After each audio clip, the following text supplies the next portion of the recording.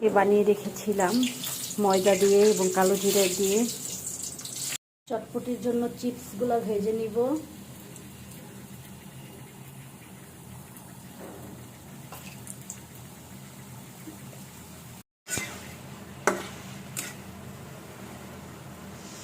এটা একদম রেডি হয়ে গিয়েছে, একদম মুচমুচে গরম গরম নিমকি।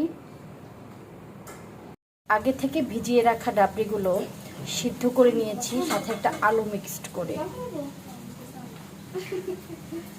চটপটি রান্নাটা শুরু করব। তো পানির মধ্যে দিয়ে দিলাম আগে থেকে ভিজিয়ে রাখা এবং সিদ্ধ করা যে ডাবলি এবং ডালগুলো ছিল সেগুলো দিয়ে দিয়েছি। এখন এখানে সাথে পানিও দিয়ে দিয়েছি। এটা একটু নেড়েচেড়ে ভেঙে ফেলবো। দিচ্ছি স্বাদমতো লবণ, একটু পেঁয়াজ কুচি, সাথে মরিচ কুচি, একটু হলুদের গুঁড়া। চাইলে এটা আপনারা দিতে পারবেন এবং না চাইলে না দিলেও সমস্যা নেই, কারণ এটা জাস্ট কালারের জন্য। একটু শুকনো মরিচের গুঁড়া, দেখেন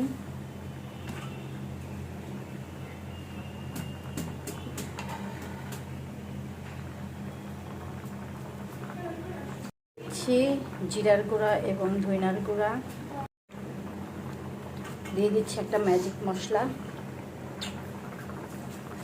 নিয়ে নিচ্ছি। তেঁতুলের টক দিয়ে দেবো। তেঁতুলের টকের মধ্যে একটু শুকনো মরিচের গুঁড়া,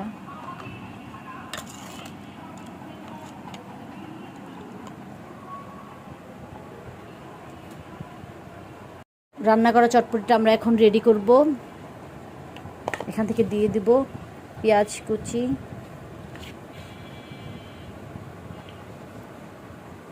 শুকনো মরিচের গুঁড়া,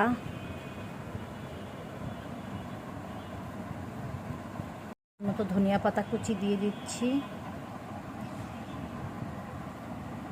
দেখেন অলরেডি চটপটি রেডি। কতটা ইয়াম্মি দেখতে হয়ে গিয়েছে। এখন এটা মিক্সড করার পালা।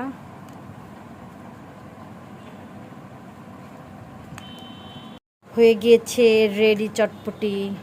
আপনারা চাইলে কিন্তু বাসায় এইভাবে একদম হেলদি চটপটি বানিয়ে খেতে পারেন, কারণ বাইরের চটপটির থেকে বাসার চটপটি অবশ্যই স্বাস্থ্যসম্মত।